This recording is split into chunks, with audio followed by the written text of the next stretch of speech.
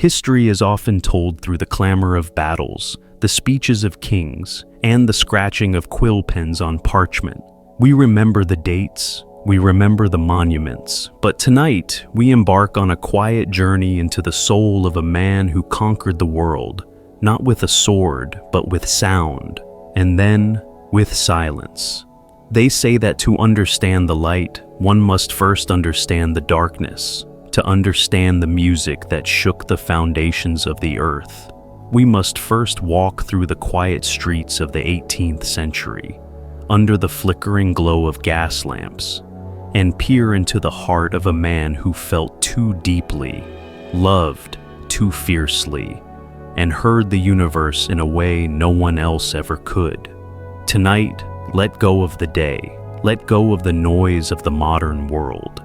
Imagine yourself drifting back, floating through the mists of time, settling softly into a world of candlelight and stone, of velvet coats and ink-stained hands. We are not here to study a statue. We are not here to look at the scowling bust of a genius on a piano lid. We are here to meet the boy, the lover, the sufferer, and the triumph. This is the story of the man who painted time, the man who took the raw chaos of human emotion and forged it into a key that unlocks the heavens. Breathe deeply now. Let the rhythm of the narrative slow your pulse. We are going to Bonn. We are going to the beginning. Chapter 1. The Attic on Bonngasse, 1770-1778. The year is 1770. It is December.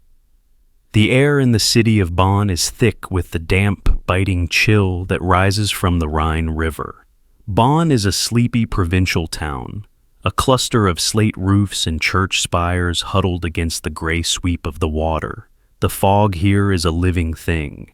It curls around the cobblestones in the morning and clings to the eaves of the houses at night, dampening the sounds of the horses' hooves and the market chatter. In the heart of this town, on a narrow street called Bonngasse, stands a modest house. Number 515. It is not a palace, nor is it a hovel. It is a house of musicians. And in a small room at the top of the house, under the sloping eaves of the attic, a child is born. He is small, swarthy, with dark, intense eyes that seem to look inward even from the very start. They christen him Ludwig. Let us sit in that room for a moment. It is small and dim. The walls are plaster, cool to the touch. The smell is specific to this time and place, a mixture of old wood, the wax of tallow candles, the sharp scent of roasted coffee from the kitchen below, and the ever-present dampness of the river. Outside, the December wind rattles the window pane, a lonely, whistling sound that will haunt this boy for the rest of his life. His mother, Maria Magdalena, is a woman of deep, quiet sorrow. She is gentle, a sanctuary of softness in a hard world. She moves through the house like a ghost, her skirts rustling softly against the floorboards. She has already lost children to the cruel whims of fate, and she looks at little Ludwig with a fierce, protective melancholy. To him, she is the scent of dried lavender and warm bread. She is the safe harbor. But there is another presence in the house, a presence that changes the air pressure when it enters a room. Johann van Beethoven, the father. Johann is a man of talent, a tenor in the court chapel, but he is a man consumed by his own demons. He smells of stale wine and frustration. He is a man who looks at his son not as a child, but as an opportunity, a resource to be mined. As Ludwig grows from a baby into a toddler, the house on Bonngasse becomes a world of duality. By day, there is the gentle humming of his mother. By night, there is the unpredictable shadow of his father. Imagine the boy, only 4 years old. He is playing on the floor, perhaps with a wooden toy, when the door slams downstairs. The vibration travels up through the timber frame of the house. He freezes. He knows that heavy tread. Johann has returned from the tavern, his mind filled with grandiose dreams of turning his son into the next Mozart, the next Wunderkind, or Wonder Child, who will tour Europe and bring gold flowing into the family pockets. The lessons begin early, and they are brutal. Picture the scene. It is late at night. The rest of Bonn is asleep, tucked under down comforters. But in the Beethoven house, a single candle burns on the pianoforte. The instrument is a harpsichord, its keys yellowed ivory, its mechanism clunky and stiff compared to the instruments of today. Johann stands over the boy. Ludwig is so small he has to stand on a footstool to reach the keys. His little fingers, still chubby with baby fat, struggle to span the octaves. "Again!" the father barks. His voice is a rough rasp, slurring the edges of the words. Ludwig plays. A scale, a chord, a hesitation. A sharp slap on the hand echoes in the silent room. Tears well up in the boy's dark eyes, but he does not cry out. He learns, very early, to swallow his pain. He learns to channel it into the tips of his fingers. The neighbors, listening through the thin walls, would later recount the sound of the little boy weeping over the keys, while the father slept in a drunken stupor in the chair.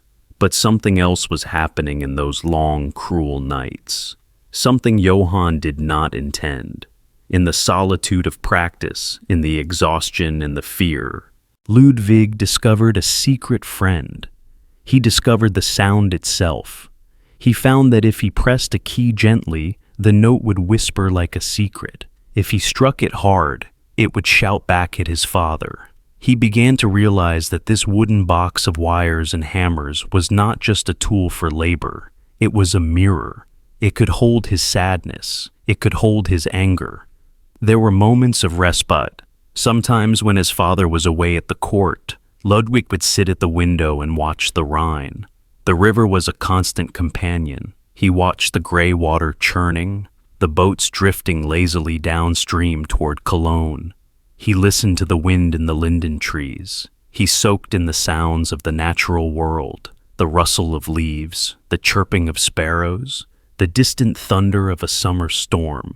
These sounds settled into his mind like seeds in fertile soil.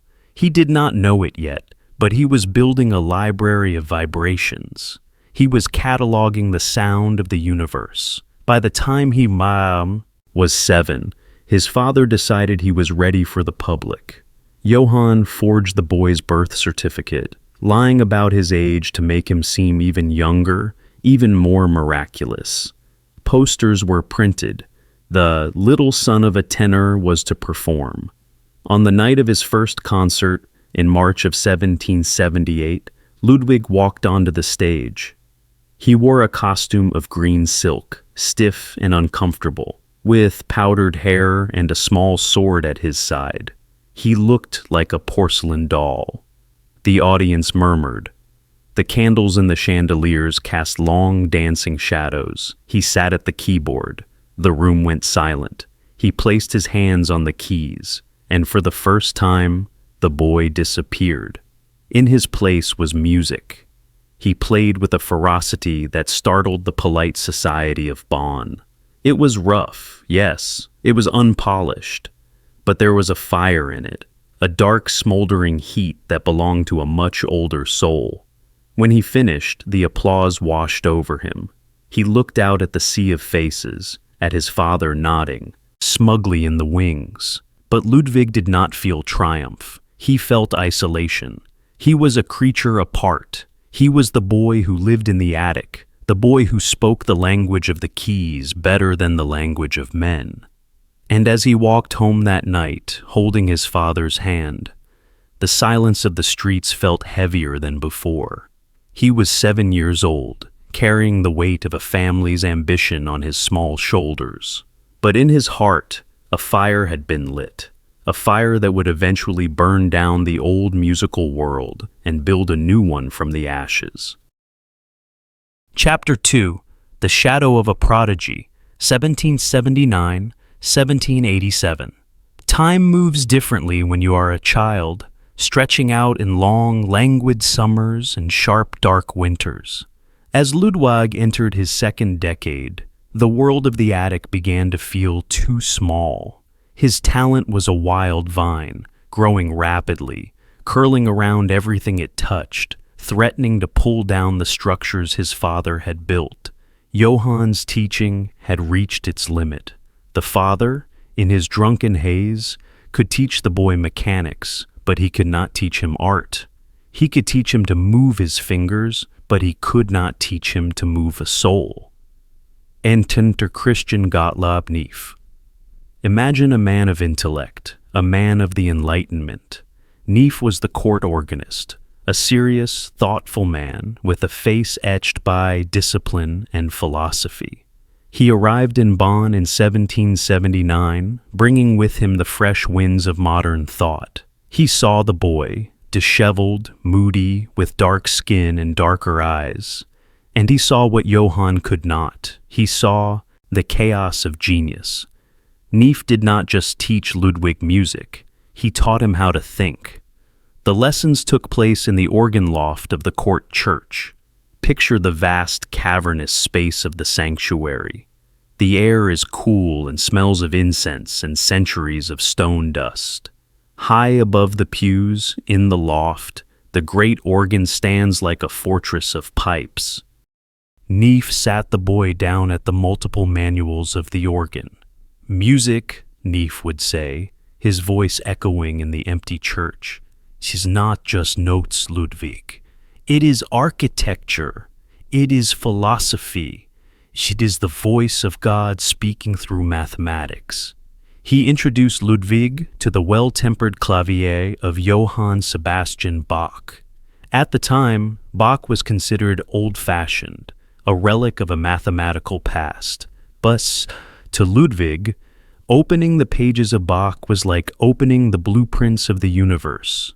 The fugues, the counterpoint, the endless weaving of voices, it resonated with the complexity of his own mind. Under Neefe's guidance, Ludwig's hands grew stronger. He learned to control the massive lungs of the organ, filling the church with thunderous bass and delicate flute-like trebles. He learned that he could control the atmosphere of a room, that he could make people weep or tremble with a simple shift in harmony. But outside the church, the teenage years were a turbulent storm. The situation at home was deteriorating. Johann's drinking had crossed the line from habit to disease. The money he earned was often gone before it reached the kitchen table. Ludwig, at the age of 11, 12, 13, was forced to become the man of the house. He was the one who guided his stumbling father home from the taverns at night, shielding him from the gaze of the neighbors. He was the one who played the organ at 6:00 a.m. Mass, his fingers stiff with cold, to earn the coins that bought bread for his brothers. It was a crushing responsibility. He became withdrawn, socially awkward. He was often seen walking the streets of Bonn, in a dazed state, his clothes unkempt, muttering to himself. The townspeople thought him strange. "That eccentric Beethoven boy," they would whisper. But in his mind, he was not in Bonn. He was constructing symphonies. In 1787, a door opened. The Elector of Bonn, recognizing the boy's undeniable genius, granted him a leave of absence and funds to travel to the capital of the musical world, Vienna. Vienna. The very word tasted like gold. It was the city of Mozart. The journey was long and arduous. Imagine the carriage rattling over rutted dirt roads, the landscape of Germany rolling by in a blur of green and brown. Ludwig was 16. He sat in the carriage, watching the horizon, his heart pounding a rhythm of anxiety and hope. He was going to meet the master. He was going to play for Mozart. The meeting is shrouded in the mists of legend. We do not know exactly what was said, but we can picture the scene. A salon in Vienna. The great Wolfgang Amadeus Mozart, now 31, the height of his powers, perhaps a bit weary of prodigies parading through his door. The small, rough-looking boy from Bonn sits at the piano. He plays a prepared piece. It is technically perfect, but stiff. Mozart is polite but unimpressed. Ludwig senses the indifference.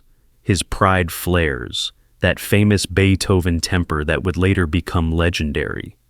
"Give me a theme," he demands. "I will improvise." Mozart raises an eyebrow. He plays a simple melodic line. Ludwig attacks the keys. He takes that simple thread and weaves it into a tapestry. He twists it, turns it, breaks it apart, and rebuilds it. The music pours out of him, complex, chromatic, full of a raw emotional violence that Vienna had never heard before. Mozart stands quietly. He walks to the next room where his friends are waiting. He points back at the boy hunched over the keys. "Watch that one," Mozart whispers. "Someday, he will give the world something to talk about." But the triumph was short-lived. A letter arrived. A letter that shattered the dream of Vienna before it had truly begun. "Come home immediately. Your mother is dying." The return journey was a nightmare. The carriage felt like a prison. Every turn of the wheel brought him closer to the end of the only unconditional love he had ever known.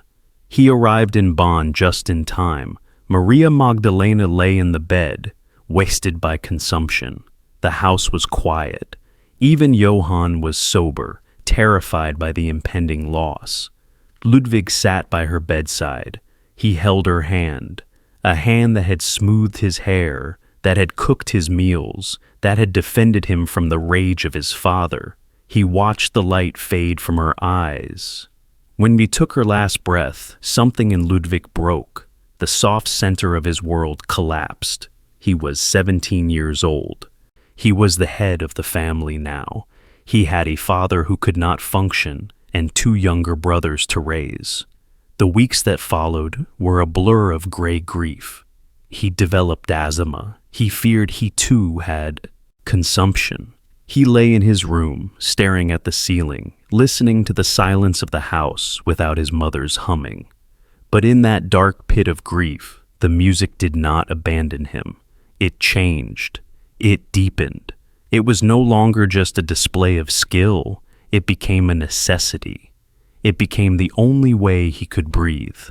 He would walk to the cemetery at night, standing in the moonlight, feeling the profound solitude of existence. And there, under the weeping willows, the first stirrings of a new kind of music began to form.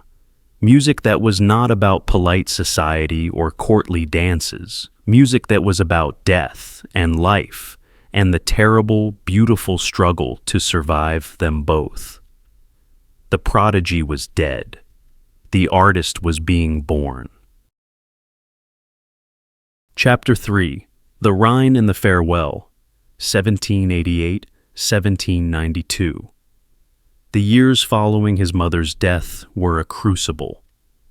They burned away the last vestiges of Ludwig's childhood. He was no longer just a musician, he was a survivor. At 17, he stood before the Elector of Bonn, his face set in a grim mask of determination, and petitioned for half of his father's salary to be paid directly to him. It was a humiliating necessity. Johann had surrendered entirely to the bottle, and Ludwig, the dark-eyed boy from the attic, was now the head of the household. But amidst this crushing weight of domestic responsibility, a new sound entered his life. It was not the bright, percussive sound of the piano, nor the solitary majesty of the organ. It was the viola. Ludwig took a position as a violist in the court orchestra. Imagine him there, tucked into the middle of the string section. The viola is the instrument of the inner voice, darker than the violin, more melancholic, a sound that resonates in the chest rather than the head. Sitting in the orchestra pit, surrounded by the swell of symphonies and operas, he learned the anatomy of music from the inside out. He felt the vibrations of the basses rumbling through the wooden floorboards. He heard the woodwinds soaring above him like birds. He was a cog in a great machine of sound, and it taught him humility. But his education was not limited to the orchestra pit. It was during these years that he found a second home, a sanctuary that would shape his soul as much as his music. The von Breunings were a wealthy, cultured family. They hired Ludwig to teach piano to the children, Eleonore and Lenz. But they gave him much more than a wage. They gave him a window into a world he had never known, a world of literature, philosophy, and tenderness. Picture the library of the von Breuning mansion. It is a room lined with oak shelves, filled with the leather-bound works of Goethe, Schiller, and the ancient Greeks. A fire crackles in the hearth, casting a warm, dancing orange light across the Persian rugs. The air smells of beeswax polish and old paper. Here, the awkward, moody teenager was treated not as a servant, but as a friend. Madame von Breuning, a woman of immense grace, saw past Ludwig's rough exterior. When he was stubborn or sullen, she did not scold him. She teased him gently. She called him her raptus, her little fit of madness. He read of heroes and tragedies, of Promethean struggles and sublime nature. He realized that music was not just a craft. It was a language that could express the same profound truths as the greatest poets. He began to dream not just of playing notes, but of writing ideas. And there was Eleanor. Lorchen, he called her. She was bright, kind, and perhaps the first woman to make his heart stutter. They were not lovers in the traditional sense, but theirs was a romance of the mind. He would sit at the piano in their drawing room, improvising for her as the rain lashed against the windows, pouring all his unsaid longings into the keys. It was a safe love, a love protected by the walls of the Breuning house, away from the chaos of his own home. But the river of time flows only one way. The Rhine, which had been the backdrop of his entire life, was calling him to leave. In 1792, the great Joseph Haydn, the most famous composer in the world, stopped in Bonn on his way back from London. The meeting was brief but pivotal. Haydn, old and celebrated, saw the scores of the young man. He saw the fire. "Come to Vienna," Haydn said. "I will teach you." This time, there would be no turning back. This time, there was no mother to return to. The night of his departure in November 1792 was cold. The French revolutionary armies were on the march, and Europe was holding its breath. The carriage stood waiting in the pre-dawn mist. The horses stamped their hooves, their breath pluming in the icy air. His friends gathered to say goodbye. They pressed a small album into his hands. In it, Count Waldstein had written a prophecy, a sentence that would become the most famous mandate in musical history. "Dear Beethoven, you are going to Vienna in fulfillment of your long, frustrated wishes. With the help of assiduous labor, you shall receive Mozart's spirit from Haydn's hands." Mozart's spirit from Haydn's hands. The weight of it. Ludwig climbed into the carriage. He looked out the window at the familiar streets of Bonn, the market square where he had bought bread, the church where he had learned the organ, the attic window where he had first dreamed. He did not know it then, but he would never see the Rhine again. The driver cracked the whip. The wheels turned, grinding against the cobblestones. The city of his birth began to recede, shrinking into the gray horizon. He was 21 years old. He was leaving as a provincial musician. He would arrive as a force of nature. The carriage rolled south, towards the mountains, towards the empire, towards the destiny that was waiting to consume him. Chapter 4. A City of Music and Dust, 1792-1795. Vienna. If Bonn was a watercolor painting, Vienna was a sprawling oil canvas, thick with texture, vibrant with color, and smelling of horse manure and roasted coffee. In 1792, it was the capital of the Holy Roman Empire, a city of narrow, winding streets huddled within medieval walls, bursting at the seams with aristocracy, artists, beggars, and dreamers. Ludwig arrived in the dead of winter. The wind whipped down the narrow alleys, blowing the infamous Viennese dust into his eyes and mouth. He found a small, cramped room in an attic, always an attic, and collapsed. He was alone. He was a nobody in a city of somebodies. The first few months were a shock to his system. Vienna was expensive. Ludwig, who counted every penny, meticulously recorded his expenses in a small notebook. Coffee, wig maker, piano rent, chocolate. He felt small. He felt provincial. His clothes were cut in the style of the Rhineland, making him look rustic, compared to the silk-clad dandies of the Viennese court. But he had a mission. He walked to the house of Joseph Haydn. The lessons with Papa Haydn were complicated. Imagine the scene. The old master, revered by all of Europe, sat in a wig that was always slightly askew, tired from his years of labor. And opposite him, the young lion, impatient, arrogant, his manuscript pages covered in ink blots and violent corrections. Haydn wanted to teach him the rules. Beethoven wanted to break them. "You create difficulties for the sake of creating difficulties," Haydn would sigh, tapping the score. "I create the truth," Ludwig would mutter, though perhaps only to himself. There was friction. Ludwig felt Haydn was neglecting him, not correcting his exercises thoroughly. He secretly went to other teachers behind the master's back, hungry for the technical rigor he felt he wasn't getting. He was insatiable.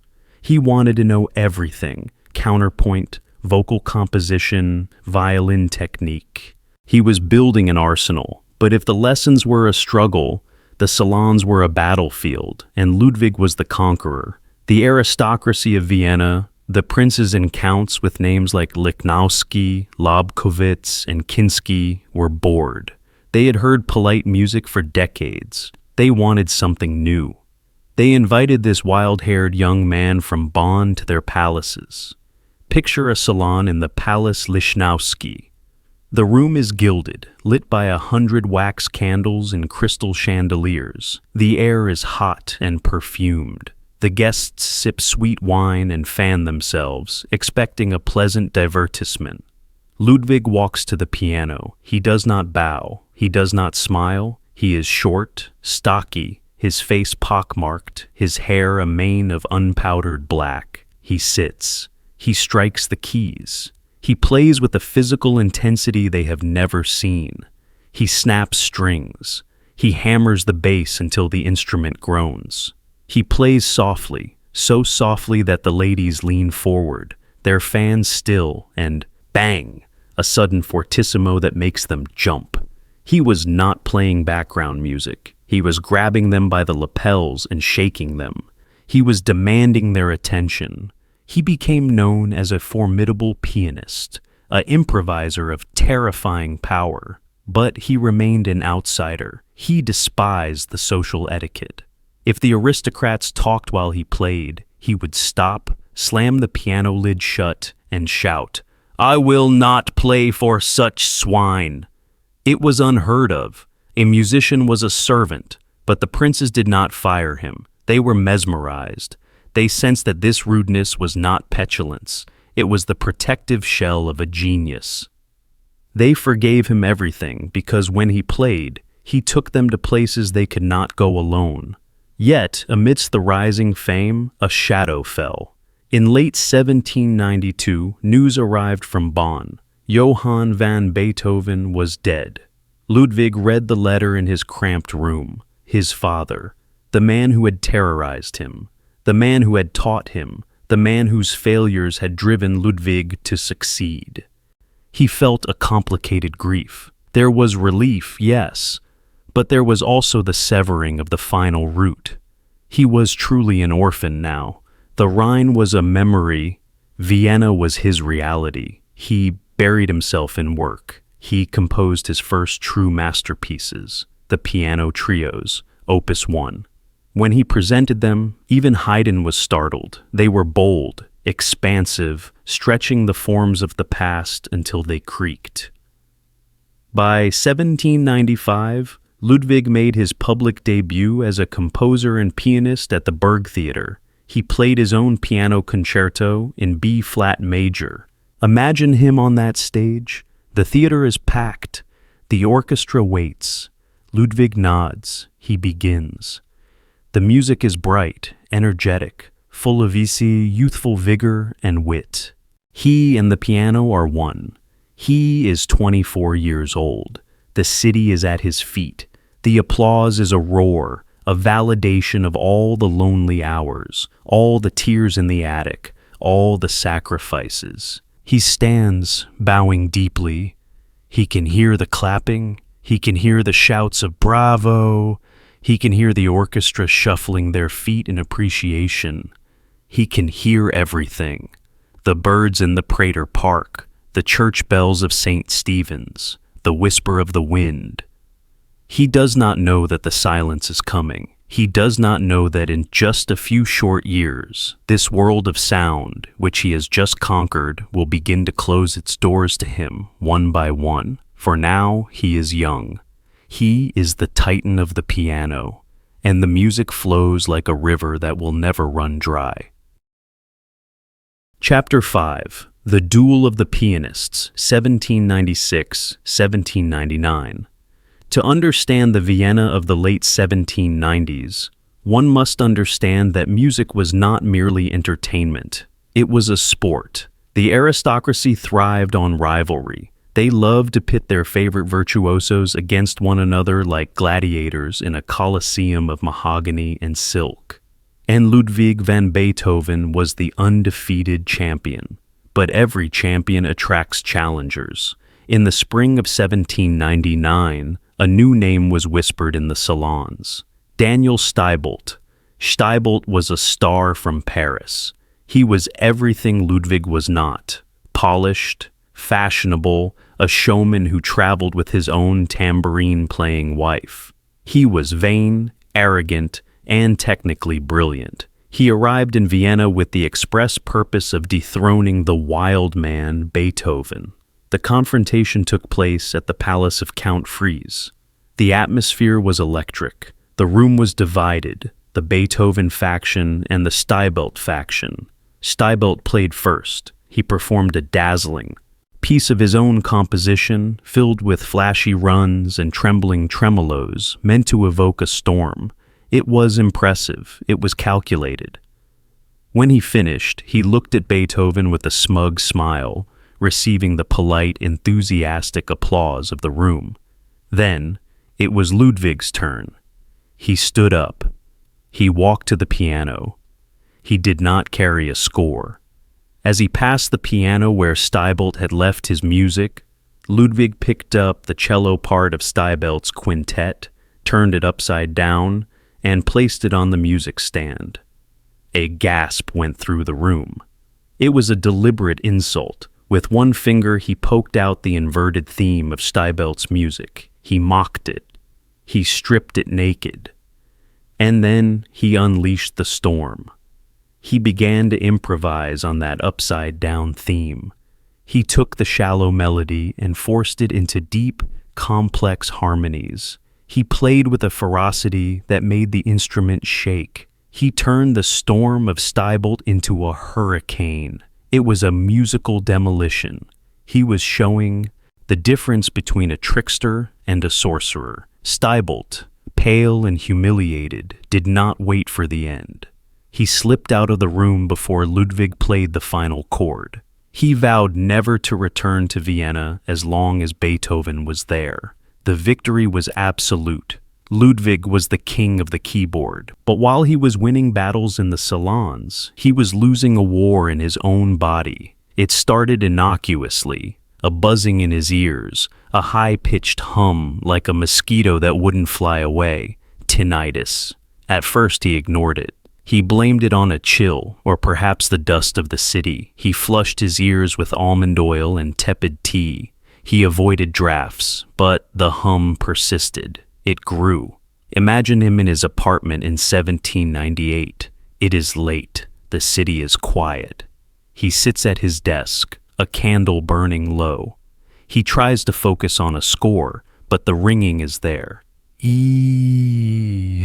A thin silver wire of sound that overlays the silence. He shakes his head, trying to dislodge it. He presses his palms against his ears. It is internal. It is inside him. He begins to notice other things. In the theater, he has to lean forward to hear the actors. If he sits too far back, the high notes of the violin seem to dissolve into air. The consonant sounds of speech, the T's and K's, begin to blur. Fear, cold and sharp, began to take root in his gut. For a musician, hearing is not just a sense, it is life. It is the tool of the trade. To lose it is to lose one's identity. He told no one. How could he? How could the greatest pianist in Vienna admit that he was going deaf? It would be a professional death sentence. His enemies would laugh. His patrons would pity him. He began to withdraw. He avoided social gatherings, terrified that someone would speak to him and he would not answer. He became known as aloof, misanthropic. Beethoven is arrogant, they said. He thinks he is too good to talk to us. They did not know that he was watching their lips, straining to catch a familiar word, terrified of the secret that was eating him alive. The Moonlight Sonata, written during this period, holds the echo of this struggle. Listen to the first movement. It is not a romantic serenade. It is a funeral march for the dying light. The triplets roll like a dark ocean, relentless, hypnotic, and above them, a lonely melody tries to sing, a voice crying out in a vast, empty cavern. He fell in love again, desperately, with the young Countess Giulietta Guicciardi, to whom the sonata was dedicated. But he knew it was hopeless. He was a commoner, she was nobility, and he was a man with a broken body. "I am living a miserable life," he wrote to a friend in Bonn, finally breaking his silence in a letter. "For 2 years, I have avoided almost all social gatherings because it is impossible for me to say to people, 'I am deaf.' If I belonged to any other profession, it would be easier, but in my profession, it is a frightful state." The duality of his existence became extreme. By day, he was the defiant artist, challenging the world with his Symphony No. 1, pushing the boundaries of the concerto, demanding respect from princes. By night, he was a frightened man, lying awake in the dark, listening to the roar in his ears, praying to a god who seemed to have stopped listening. The turn of the century, 1800, marked the turning of the tide. The virtuoso was fading, the sufferer was emerging, and the music was about to change. It was about to become the voice of a man arguing with fate. Chapter 6. The Physicians in the Countryside, 1801, Spring 1802.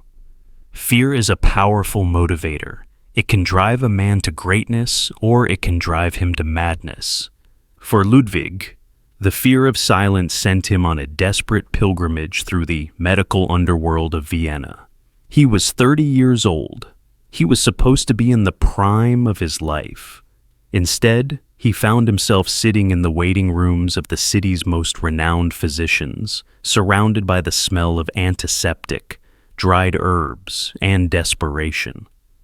He placed his faith first in Dr. Gerhard von Währing, the director of the Health Institute. Imagine the scene, a cold clinical room with high windows. Ludwig sits on a wooden stool, his hands gripping his knees, while the doctor peers into his ears with metal instruments that feel invasive and cold. The treatments prescribed were medieval in their logic.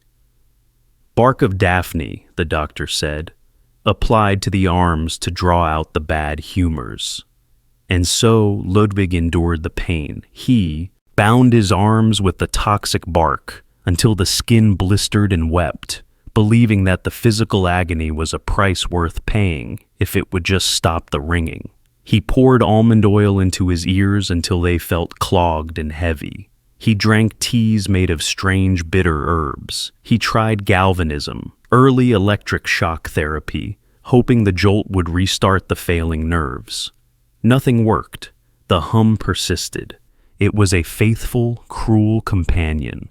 It wasn't just the music, it was the isolation. Ludwig began to perceive the world through a pane of glass. He could see people talking. He could see their lips moving, the animation in their faces, the laughter shaking their shoulders. But the sound that reached him was muffled, distorted, like listening to a conversation underwater. He became a master of camouflage. In social gatherings, he learned to nod at the right times. He learned to laugh when others laughed, even if he hadn't heard the joke. He developed a brooding, intense stare, focusing entirely on a speaker's mouth, trying to read the words before they dissolved. "He is so intense," the ladies would whisper, "so passionate." They mistook his desperate concentration for romantic ardor. By the spring of 1802, a new doctor, Johann Adam Schmidt, gave him a different kind of prescription. Schmidt was a wise man, perhaps realizing that medicine had reached its limit. He looked at the exhausted, frantic composer and saw a man on the verge of a nervous collapse. "Leave Vienna," Schmidt told him. "Go to the country. Spare your hearing. Let the quiet heal you." It was a seductively simple idea. Perhaps it was the noise of the city, the clatter of carriages, the church bells, the shouting that was wearing out his ears. Perhaps silence was the cure. And so Ludwig packed his trunk. He packed his sketchbooks. He packed his hope.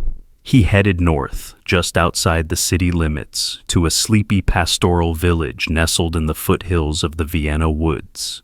Place of rolling vineyards, ancient trees, and deep, restorative quiet. The village was called Heiligenstadt. The name translates to Holy City. He rented a small room in a peasant's house. It was simple, rustic. From his window, he could see the Danube winding through the valley below. He could see the sheep grazing on the green slopes. He could smell the fresh, earthy scent of the soil and the sweet fragrance of the grapes ripening on the vine.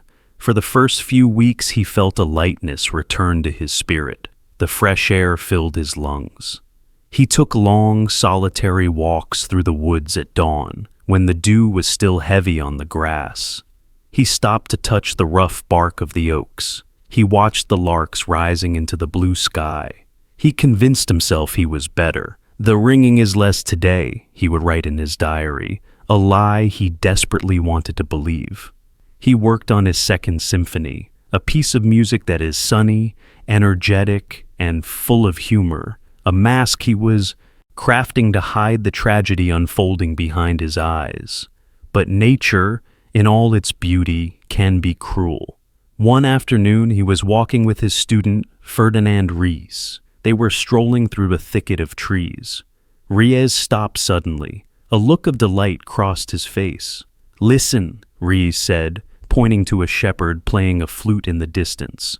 "Do you hear it? The piping? It is so clear, so beautiful." Ludwig stopped. He strained.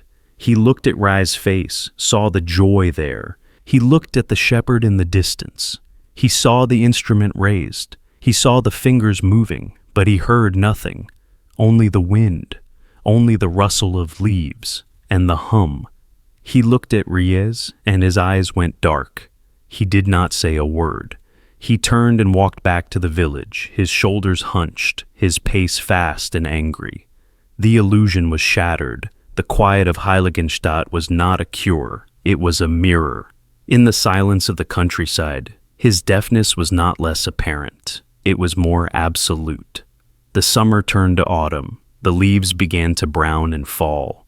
The wind grew colder. And Ludwig van Beethoven, alone in his room in the Holy City, began to descend into the deepest valley of his life. Chapter 7.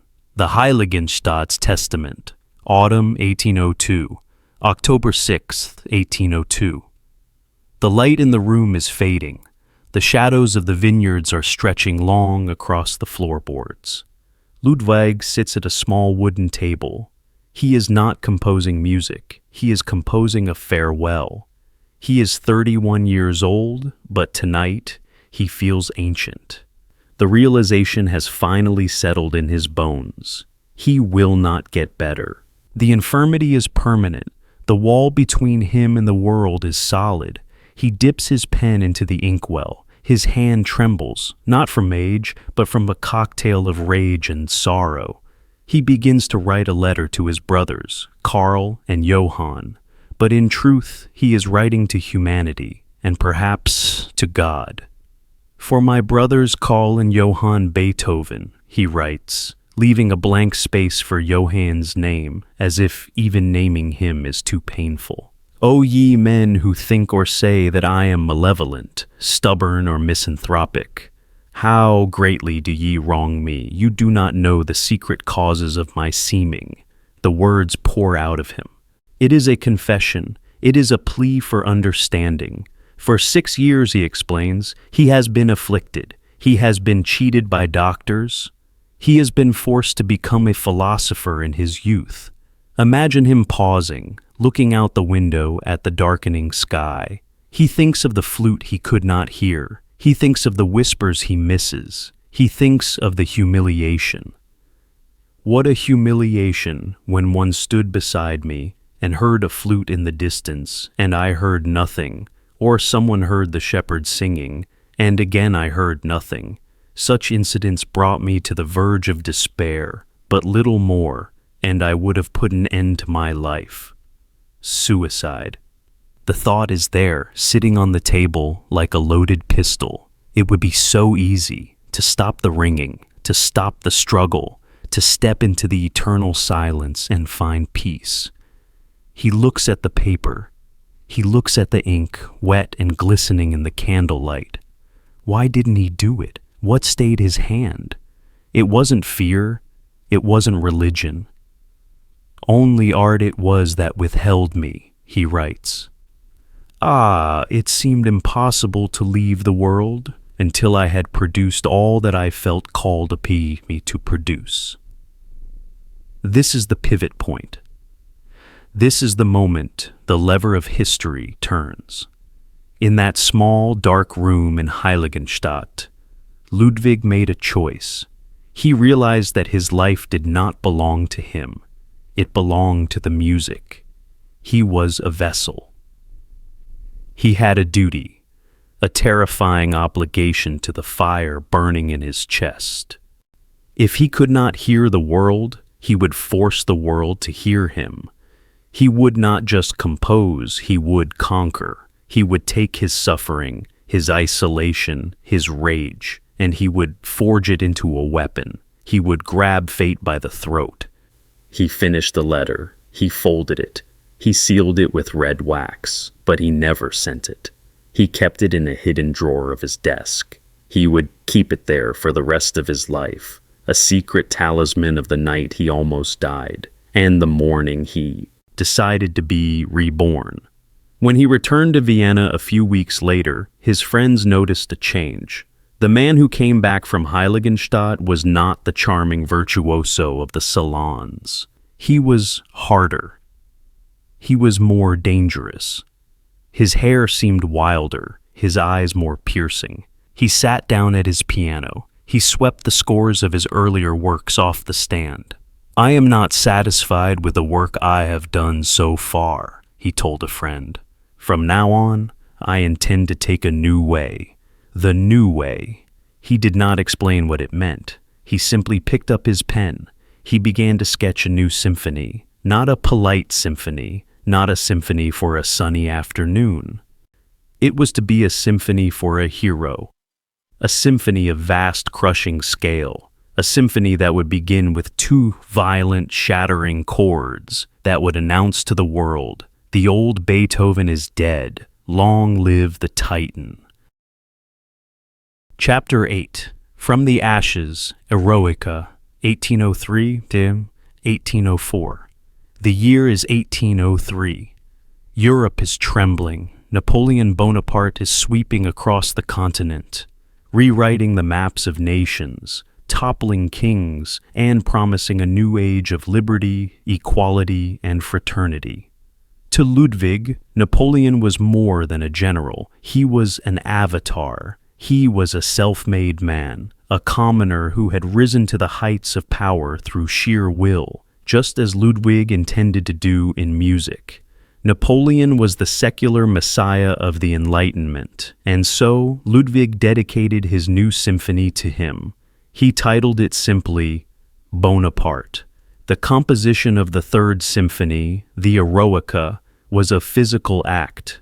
Ludwig did not just write it, he wrestled it into existence. Picture his apartment in Vienna. It is a disaster zone. Papers are scattered everywhere, on the floor, on the chairs, on the bed. There are half-eaten rolls of bread, puddles of spilled coffee, and in the center the piano, missing several strings, covered in dust. Ludwig paces the room. He is shouting, he is singing, he is conducting an invisible orchestra. He is completely deaf to the outside world now, locked in the cathedral of his own mind. The Eroica was unlike anything that had ever been written. It was monstrously long. The first movement alone was longer than entire symphonies by Mozart. It was complex, dissonant, violent. It broke every rule of structure. It had a funeral march for a second movement, a weeping, crushing tragedy that seemed to mourn the death of the entire world. He worked on it for months, sweating over every bar, revising, crossing out, tearing pages in frustration. He was channeling the Heiligenstadt crisis. He was putting the Testament into notes. I will live, the music says. I will suffer, but I will triumph. Finally, in early 1804, the manuscript was complete. The title page bore the name of his hero, Bonaparte. It was ready to be sent to Paris. It was his tribute to the first consul. Then, history intervened. One afternoon, Ries arrived at Ludwig's apartment with the news. Napoleon has declared himself emperor, Ries said. Ludwig froze. He stared at Ries. The silence in the room was heavy. Emperor? Ludwig whispered. The betrayal was total. Napoleon was not a liberator. He was just another tyrant. He was just another man who wanted to put a crown on his head and trample on the rights of man. Ludwig flew into a rage. He marched to the table where the score lay. He grabbed the title page. He tore it in half. He took a knife and scratched out the name Bonaparte so violently that he tore a hole through the paper. Is he too, then, nothing more than an ordinary human being? Ludwig shouted. Now he will trample on all human rights. He will become a tyrant. He threw the torn page to the floor. Later, when the anger had cooled into a hard, cynical resolve, he retitled the work. He wrote in Italian, Sinfonia Eroica, Heroic Symphony, and beneath it, a stinging subtitle, composed to celebrate the memory of a great man. Napoleon was still alive, but to Beethoven, the hero was dead. The premiere of the Eroica was a shock. The audience didn't know what to make of it. It is too long, some complained. It is chaotic, said others. One man in the gallery shouted, I'll give another kreutzer if the thing will only stop. But Ludwig didn't care. He wasn't writing for them. He wasn't writing for the Viennese nobility anymore. He was writing for the future. He was writing for us. With the Eroica, he had kicked open the door to the Romantic era. He had proved that a symphony could be a biography. It could be a philosophy. It could be a world. And as the final chords of the symphony crashed down, triumphant, blazing, unstoppable, Ludwig stood in the silence of his own head, knowing that he had won. The deafness had not stopped him. It had only made him louder. Chapter 9. Leonore and the War Drums, 1805-1809. If the Eroica was a declaration of war against the past, the years that followed were a war against the present.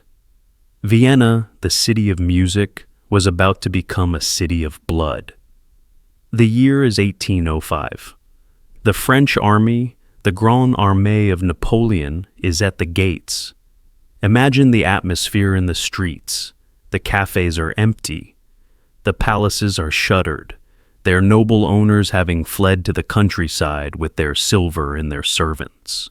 The air smells of gunpowder and unwashed wool. The French soldiers, weary and arrogant, march down the boulevards where Mozart once strolled. Ludwig remained. He stayed in his apartment at the Pasqualati house, high up on the ramparts of the city. He was stubborn. He would not run. But he was terrified. The bombardment began in November. Picture this scene, for it is one of the most heartbreaking images of the great composer's life. The cannons are firing from the suburbs. The ground shakes. With every impact, the noise is apocalyptic, a crushing physical wall of sound. Ludwig, whose hearing is now fragile, tortured, and distorted, cannot bear it. It is not just loud. To his diseased ears, it is physical agony. It feels like knives being driven into his skull. He flees to the cellar of his brother Casper's house. Imagine the damp, dark basement, smelling of mold and old wine casks. The greatest musician in history sits on the cold dirt floor. He takes pillows and presses them tightly against his ears. He rocks back and forth, trying to block out the thunder of the man he once idolized. He is hiding from the war, but he is also hiding from the failure of his greatest hope, his opera. He had spent years writing it. It was called Leonore, later to be known as Fidelio. It was a story of freedom, of a wife who rescues her husband from a political prison. It was his political manifesto set to music. He premiered it whilst the French were occupying the city, Bedtime. Theater was almost empty of Viennese. The audience was filled with French officers, men who did not understand the language, who were bored, who wanted light entertainment, not a moral sermon on liberty. The opera failed. It was a disaster. The critics savaged it. Ludwig withdrew the work in a fury. He felt misunderstood, rejected. The whole business of the opera is the most distressing thing in the world, he shouted. But failure, for Beethoven, was just fuel. As the occupation dragged on, and then returned even more brutally in 1809, Ludwig entered a state of creative mania. It was a heroic decade. While the cannons destroyed the city walls, he built cathedrals of sound that no army could touch. In this period of chaos, he wrote the Fifth Symphony. We all know the opening. Da-da-da-dum. But stop for a moment. Forget the commercials. Forget the ringtones. Listen to it with fresh ears. Listen to it as if you are sitting in that freezing apartment in 1808 with the French soldiers patrolling the street below. It is not just a motif. It is a knock on the door. It is fate standing on the threshold. Thus fate knocks at the door, Ludwig reportedly said. The symphony is a battle. The first movement is the struggle, grim, relentless, breathless. It is the sound of a man fighting for his life in a dark room. But then comes the transition to the finale. The darkness breaks. The trombones, instruments previously reserved for the opera house or the church, suddenly blast a C major triumph that feels like the sun exploding. It is the victory of the will. It is Ludwig telling the world, you can deafen me, you can bomb my city, you can reject my opera, but you cannot break me. During the Second Siege in 1809, the conditions were dire. Food was scarce. The water was bad. Ludwig's finances were in ruin because the currency had collapsed. We are suffering misery here, he wrote. Wild and confused life. Nothing but drums, cannons, human misery of every sort. Yet, in the midst of this wild and confused life, he wrote the Emperor Concerto. It is the most regal, the most confident piano concerto ever written. It begins not with the orchestra, but with the piano alone, a cascade of glittering notes that asserts the primacy of the individual spirit. Imagine him premiering it, or rather, trying to. His deafness prevented him from playing it publicly by then. He stands in the middle of a war zone, creating a piece of music that speaks of absolute, unshakable order. By the time the French finally left, Vienna was scarred, the walls were breached, the economy was shattered. And Ludwig, he emerged from the cellar, shook the dust from his coat and looked around. He was approaching 40. He was famous. He was respected. But he was utterly alone. The cannons had stopped, but the silence in his apartment was louder than ever. The warrior had won the battle. Now the man wanted to find peace. He wanted to find love. Chapter 10. The Immortal Beloved, 1810-1812. July 1812. The spa town of Teplitz. It is a resort for the wealthy and the sick. The air is clean, the baths are warm, and the promenades are lined with linden trees. Ludwig is here to rest his body, but his heart is in turmoil. He stays in a room at the Oak Inn. It is raining. It has been raining for days. The gray light washes over the desk where he sits. He pulls a pencil from his pocket. He finds a few sheets of letter paper, and he begins to write a letter that will become the greatest mystery in musical history. He does not write a name. He writes only a destination. To my immortal beloved. My angel, my all, my very self. The words are raw, stripped of the usual 19th century flowery etiquette. They are breathless. Can our love endure except through sacrifices, through not demanding everything? Can you change the fact that you are not wholly mine, I not wholly yours? Who was she?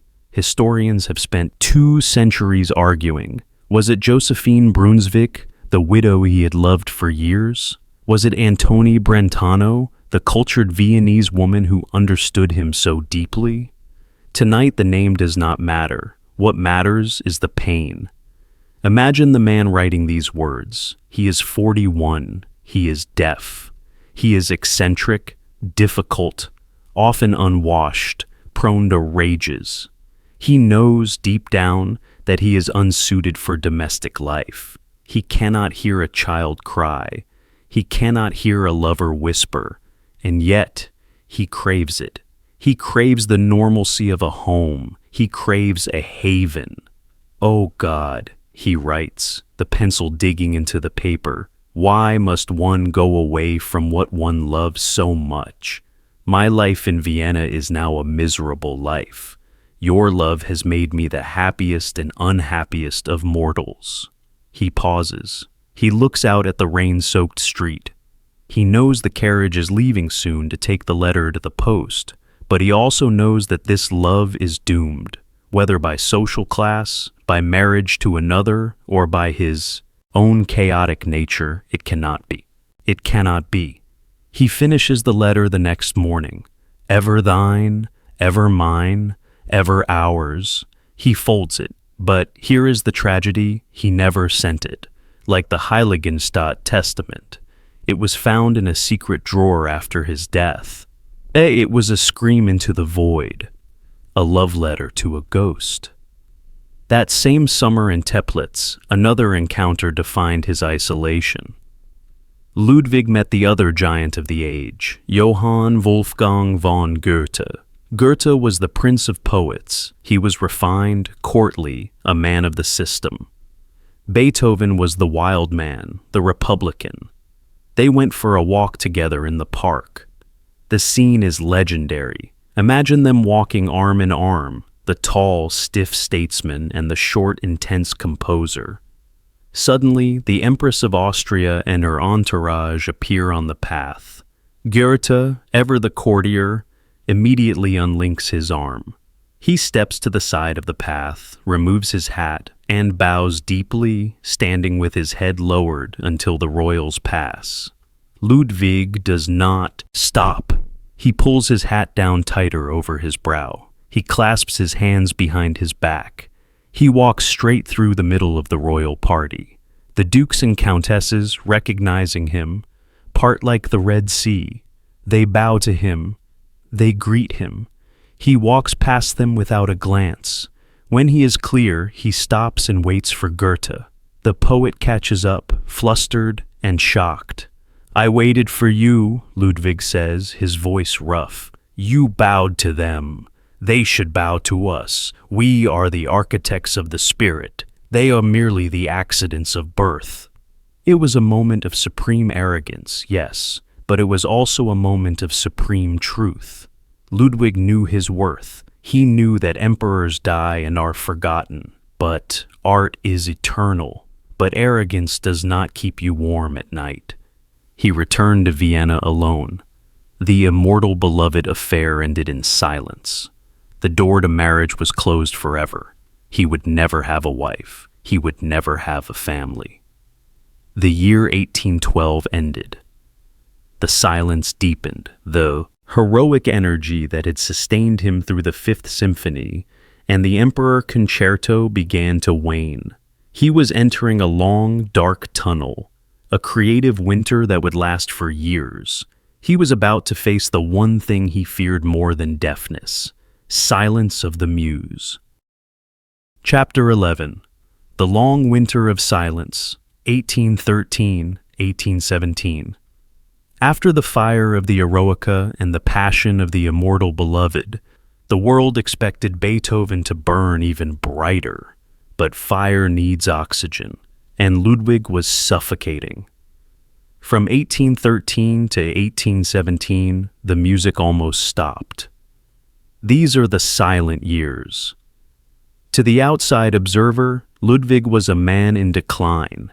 He was now in his mid-40s. His deafness was profound. He could no longer perform in public. The handsome, intense youth was gone. In his place was a man who looked neglected. His clothes were stained with soup. His hair was a graying thicket that hadn't seen a comb in days. He moved from apartment to apartment, quarreling with landlords, convinced everyone was cheating him. His rooms were a landscape of chaos. A visitor described seeing a pot of stew resting on top of a pile of manuscripts, alongside a night pot that hadn't been emptied. He spent his evenings in taverns, drinking cheap wine, shouting monologues about politics and philosophy to terrified patrons who couldn't answer him because he couldn't hear them. The police watched him, thinking him a madman or a spy. "He is finished," the critics whispered. "The well has run dry." And in a way they were right. The heroic style was dead. He could no longer write about triumph because he didn't feel triumphant. He felt broken. But in the silence of his room, something else was happening. He wasn't writing notes. He was studying the past. He buried himself in the works of Handel and Bach. He looked backward to the ancient church modes, to the strict polyphony of the Renaissance. He was stripping away the ego. He was waiting. It was a time of immense loneliness. He wrote in his diary, "God help me, thou seest me deserted by all mankind." But just when it seemed the darkness would swallow him whole, a new crisis emerged, a crisis that would break his heart but reawaken his soul. Chapter 12. The Battle for Karl, 1818-1820. In 1815, Ludwig's brother Caspar died. On his deathbed, Caspar left guardianship of his 9-year-old son, Karl, jointly to his wife, Johanna, and to Ludwig. Ludwig hated Johanna. He called her the Queen of Night. He was convinced she was immoral, a thief, a poison. He decided, with a terrifying, obsessive clarity, that he alone must be the father to the boy. He launched a brutal legal war to strip Johanna of her custody. It was ugly. It was cruel. Ludwig used his influence, his money, and his fame to crush a grieving mother. He dragged the boy, Karl, into courtrooms, forcing him to testify against his own mother. "I am a father now," Ludwig declared, but he knew nothing of fatherhood.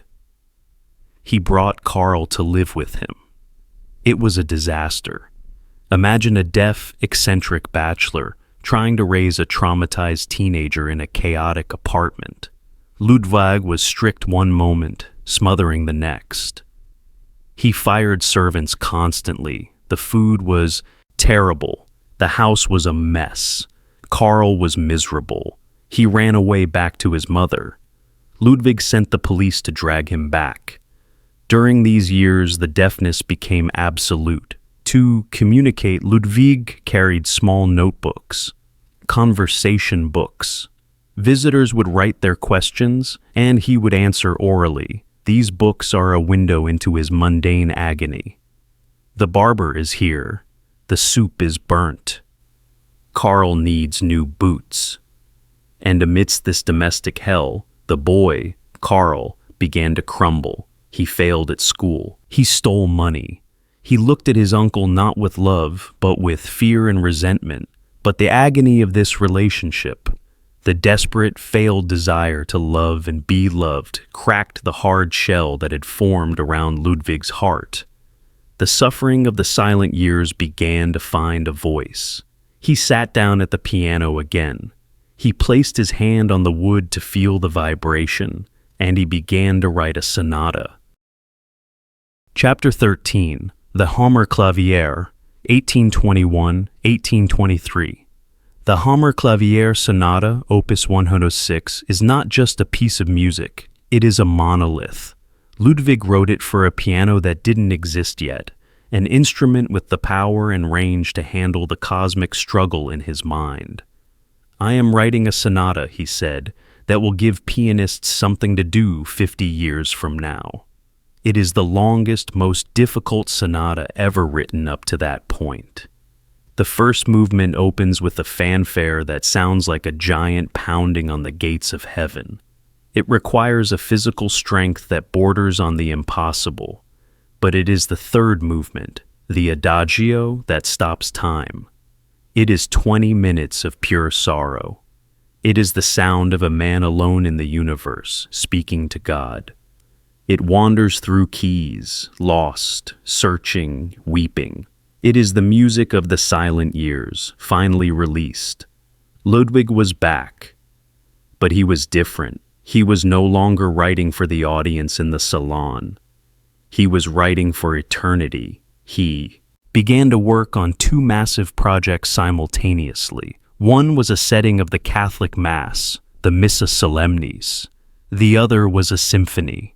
His ninth.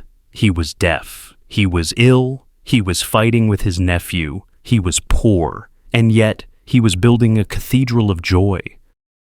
Chapter 14. The Ninth Symphony. May 7th, 1824. Vienna, May 7th, 1824. The Karntner-Tor Theater. The rumors had been flying for weeks. Beethoven is conducting a new symphony with a choir in a symphony. It was unheard of. The theater is packed. The aristocracy, the students, the critics, they are all there. Ludwig walks onto the stage. He is 53. He looks older. He stands by the conductor, Michael Umlauf. Umlauf has secretly instructed the orchestra. Watch me. Do not watch Beethoven. Ludwig beats time. The symphony begins. It is a journey through the history of the world. The first movement is the creation of the cosmos out of the void. The second is a demonic dance. The third is a prayer of such tenderness that people in the audience weep openly. And then, the finale. A dissonant shriek from the orchestra. The basses reject the themes of the earlier movements. No, not this, not this. Then, a lone baritone voice rises from the silence. "Oh, Freunde, nicht diese, Toni." "Oh, friends, not these sounds." and the choir explodes. Freude, schöner Götterfunken. Joy, beautiful spark of divinity. It is the ode to joy. It is a plea for universal brotherhood. Alle Menschen werden Brüder. All men shall be brothers. Ludwig stands in the center of the storm. He is waving his arms, turning pages, his whole body vibrating with the rhythm, but he hears nothing. The orchestra finishes. The final chord crashes down. The audience erupts. It is pandemonium. Hats are thrown in the air. People are standing on chairs, screaming, clapping, weeping. 5 ovations. But Ludwig does not move. He stands with his back to the crowd, still counting time, still lost in the music that ended seconds ago. He thinks they are still playing. The alto soloist, Caroline Unger, walks over to him. She gently takes his arm. She turns him around. He sees them. He sees the mouths open in a roar. He sees the hands clapping. He sees the handkerchiefs waving. He sees the sound he cannot hear. He bows, awkward and humble, and the world weeps for him. Chapter 15. The Divine Spark, the Late Quartets, 1825-1826.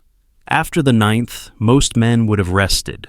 Ludwig went further. He went to a place where no one could follow. He retreated to the countryside again. His health was failing, his liver, his stomach, his eyes. But he began to write string quartets, the late quartets. This is not music for the public. This is music for the future. The gross fugue, great fugue. It is jagged, violent, modern. It sounds like it was written in the 20th century. When it was performed, the audience was baffled.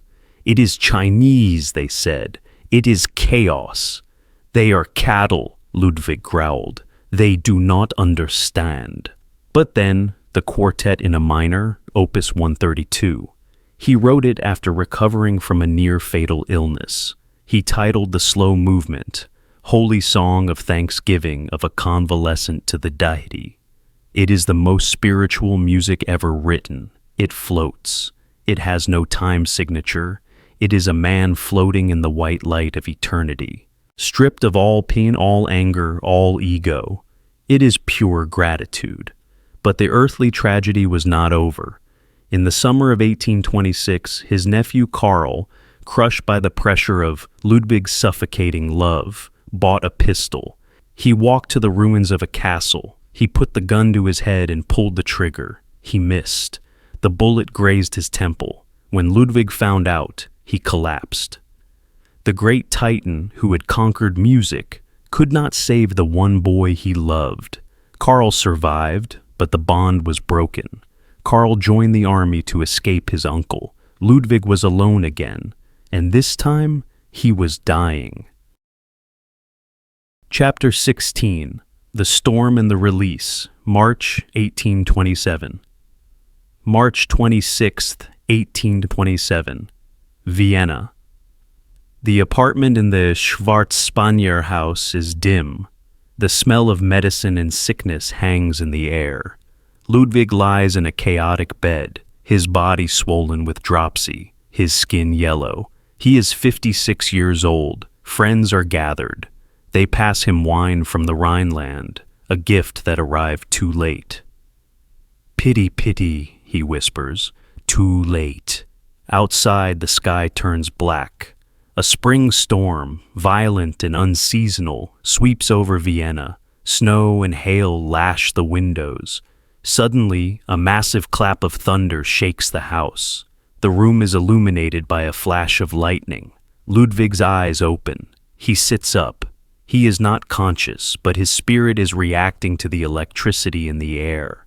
He raises a clenched fist toward the sky. Is he defying God one last time? Is he conducting the thunder? Is he greeting the only orchestra loud enough for him to hear? His hand stays raised for a moment.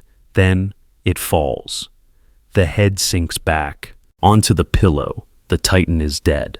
3 days later, 20,000 people filled the streets of Vienna for his funeral. The schools were closed. The city stopped.